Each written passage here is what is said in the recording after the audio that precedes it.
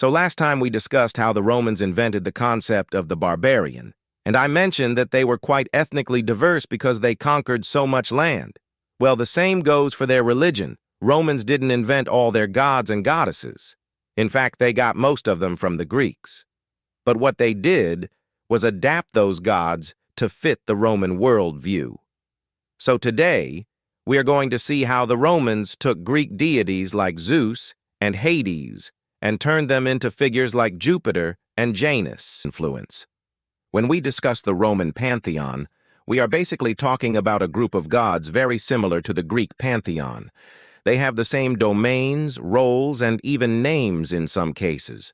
For example, the Greek god Zeus was the supreme leader of the Olympians, a sky god associated with lightning and thunder, and he was called by the Romans Jupiter. Sounds familiar?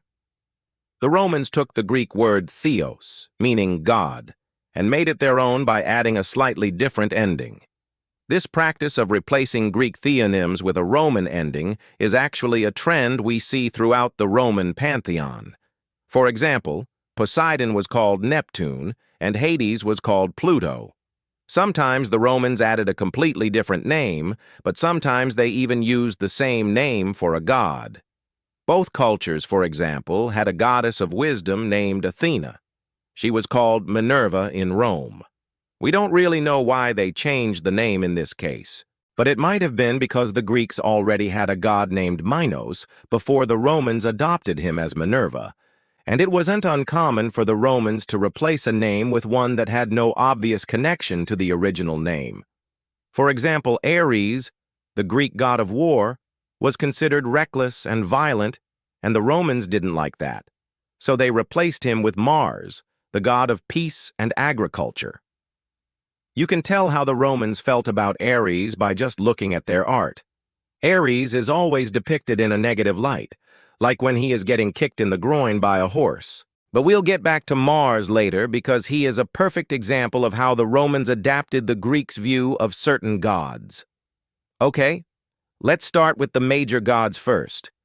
Jupiter was the supreme leader of the Roman pantheon, just like Zeus was in Greece. He was the god of the sky, lightning and thunder, and he was also associated with law, order, and justice. And although these domains sound serious, Jupiter was actually known for being kind of a womanizer. In fact, the Greek Zeus had an entire hall filled with his illegitimate children. And guess what? Jupiter had his own hall too. Jupiter's most famous affair was with the Trojan princess Semele, who bore his son Dionysus. But unlike Zeus, Jupiter was careful to avoid any disastrous consequences. After all, remember how Zeus was struck by lightning when he ate the food of the gods? Well, Jupiter didn't take any chances and asked the blacksmith god Vulcan to make him a special tunic that would protect him from fire and lightning. So when Semele was struck by lightning during Jupiter's visit, she survived long enough to give birth to Dionysus, and then she died. To honor her, Jupiter placed her among the stars as the constellation of the Scorpion. As I said before, the Romans replaced the Greek name Zeus with Jupiter. But originally, the people who settled in Rome worshipped a sky god, whom they called Dios, and they celebrated a sky god festival called Diasalia. It was a celebration of thunder, rain, and the renewal of nature. So it is likely that the Romans incorporated the local deity into the Greek pantheon as Jupiter. Over time, though, Jupiter absorbed characteristics from other sky gods. He eventually took on domains that didn't have anything to do with the sky. Juno was the wife of Jupiter, and like in Greece, she was the queen of the Roman pantheon. She was the goddess of marriage, child-rearing, and women. She was also the protector of the Roman state. But unlike the Greeks, the Romans gave Juno an even bigger role. The Greeks' main city was Athens, so the worship of Athena was obviously very important to them. And since Hera was the patron of Athens, she was given high status in Greek religion. The Romans didn't have a city like Athens, but they did have a sacred space called the Argolatum, and it included the areas where the Romans claimed to have been founded. And guess who was the patron deity of this place? Yep, Juno. Along with Jupiter, Juno was part of the Capitoline triad, which also included the goddess Minerva. This group was very important in Roman religion because they were the chief deities of the Roman state. In fact, there was a huge temple dedicated to the Capitoline triad on top of the Capitoline Hill. This temple was destroyed by a fire started by the Emperor Caligula's misadventures, but it was immediately rebuilt. It was such an important building that every Roman emperor who rebuilt it tried to outdo the previous emperor's version. And when the Emperor Hadrian came along, he decided to build a temple that would impress everyone. Mars was another major god who was important to both cultures. In Greek religion, Ares was the god of war and violence, and he wasn't exactly popular. Like I mentioned before, he was often portrayed in a negative way, and people preferred the arts of Athena, who represented strategic intelligence. In Roman religion, however, Mars was the god of peace and agriculture. He was a brave and disciplined warrior who fought in beautiful armor. And he was also the father of Romulus and Remus, the mythical founders of Rome. The Romans identified Mars as the father of their nation, and this connection to the origin story of Rome gave him high status in Roman religion. Because of his connection to agriculture, Mars was especially honored in the month of March, which was the beginning of the planting season. And the celebration was called the Celebration of Mars. And during this time, people honored Mars with games and sacrifices, and they also celebrated the victories of the Roman army. Now let's talk about Venus.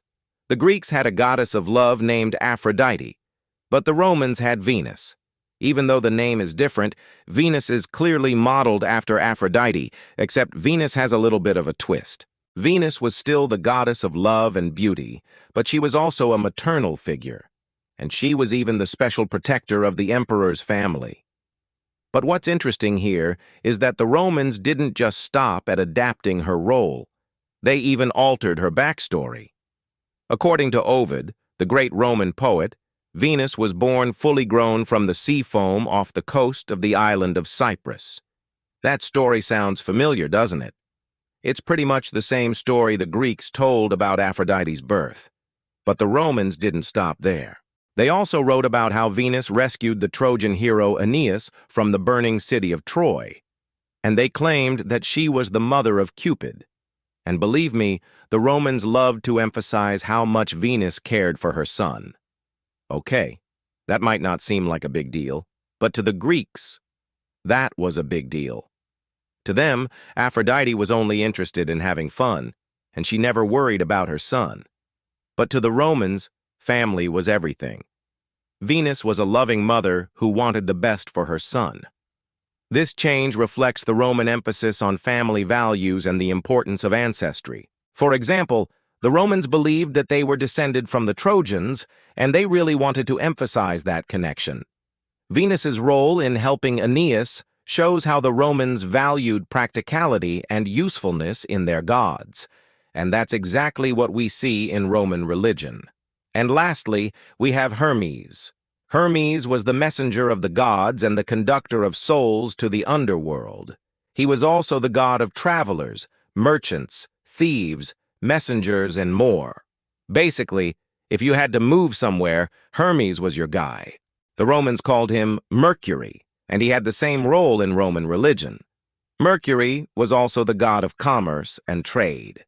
And this was especially true in the later period of Roman history, when the empire stretched across 3 continents and trade routes were super important. In Greek religion, Hermes was usually depicted as a young man with wings on his feet and a staff in his hand. In Roman art, Mercury looks pretty much the same, but he is usually shown with a hat and wings on his helmet. There are plenty of other gods and goddesses in Roman religion, but this should give you an idea of how they were influenced by Greek religion. The Romans didn't copy the Greeks, but they took their ideas and adapted them to fit their culture and values. Roman religion was all about order, duty, and tradition, and that's exactly what we see in their gods. For example, Jupiter was the supreme leader, just like the Romans wanted their leaders to be. And Mars was a brave and disciplined warrior, just like the Romans expected their soldiers to be. And Venus was a caring mother, just like the Romans valued their mothers. The Romans weren't satisfied with just worshiping gods. They wanted their gods to reflect their values and help them in their daily lives. And that's exactly what Roman religion was all about. Well, thanks for watching. If you liked the video, please consider supporting the channel. Bye.